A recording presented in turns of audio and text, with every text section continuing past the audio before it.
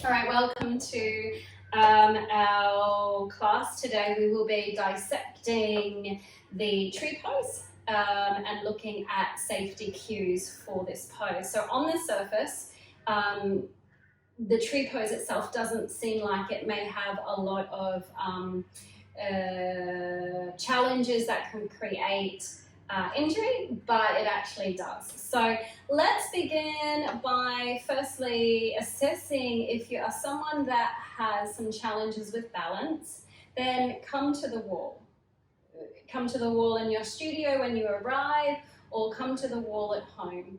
This is to really not only support your physical body in the balancing of the posture, but to really help your confidence in feeling that support and taking the time to check back in when you need to. All right, just like a tree is firm in its roots, so we're grounding down through our roots here. And just like a tree, the tree is present in that particular moment. A tree is not in the future, it's not in the past, it just is. And it's grounded down so it can root and rise up. So let's begin to root. All four parts of our feet grounding down. Press the toes into the mat and then lift up through the arches. We'll activate here, creating that stability. Lifting up through the quadriceps to engage the kneecaps. It's important not to hyperextend or lock in those knees. That can create problems all in itself with knee injuries here. So ensuring your pelvis is neutral. Basically, we are in our Tadasana, our organic pose here. So feel comfortable with the balance of this pose before we shift the energy and the weight. Then when we're ready, we'll shift that weight and that energy over onto that left foot. So you'll feel a movement over onto the left foot. Already here we can come into some problems. If the hip comes out too far to the left, we have a problem. So we really still need, even though we are shifting the weight, to keep the pelvis neutral at center. We can begin to externally rotate our right leg, and our right foot maybe comes out to about a 45. This might be you here, yeah. Otherwise, we can begin to bring your right heel to your right ankle. This might be suitable for you here. This is one option. You may find that your heel can come up to your calf and you're still externally rotating. Good use of a wall. And the next option is to draw the right heel into the inside of the left and the right knee out to the side. So there are options here. Just going to take you back as I wiggle the foot down to the knee. So we look to avoid placing the foot on the knee. And the reason we look to avoid this is our knee joint is a hinge joint. The knee goes forward and back. It doesn't go necessarily side to side. So if you were to place your foot over top of the knee and push in that direction, you will come up with a lot of knee injury and knee challenges. So come to wherever feels right for you. Then we'll draw back up here, and what we find is once we've brought our right heel into the inside of our left leg, we might be starting to find a shifting of weight. So the hips are still neutral here. If you find you're shifting weight, and I'm going to demonstrate what it looks like to shift weight.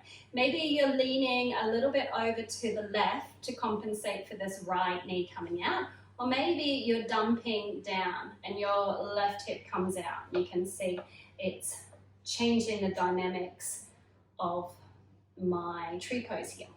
So either way, if you're dumping down into the left hip or you're leaning over, what you will find is your lumbar and your SI joint at the back of your lumbar and to your sacrum will cause problems for you. So we look to really activate, press the heel into the leg, lift up through the quadricep, nice even, lifting up through our body here.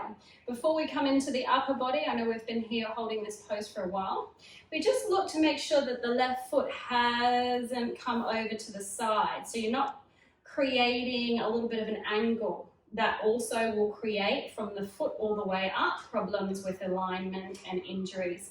So the whole foot is grounded here. All right, Good stuff. So you can bring your hands to Anjali Mudra if that feels right for you. Option here, if you haven't any shoulder or upper body injury, you might like to reach the arms straight up. If you find your shoulders are really tight and they're coming up towards the ears, then drop them back around, or maybe even widen the arms. You can move into cactus arms if you want to find a nice stretch across the front of the body.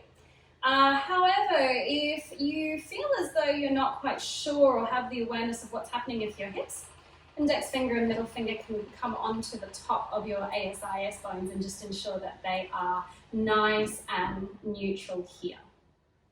We're coming out of our posture with control. You can begin to release the leg. Mindfully, the transition is equally as important as our posture, and you might like to just wiggle that left foot if there's any lactic acid in there as well. You will step back into your organic pose, your Tadasana, to come back into the state of balance. Balance in the feet, activating alignment, balance at the hips. Hands can be down by the side, and then you can take a nice inhale here. Nice exhale. And then you can come onto the other side when you're ready.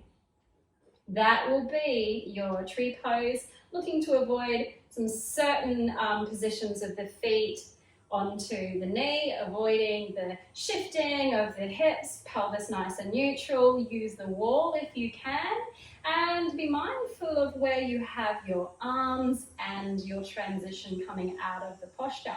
Hope that's been helpful.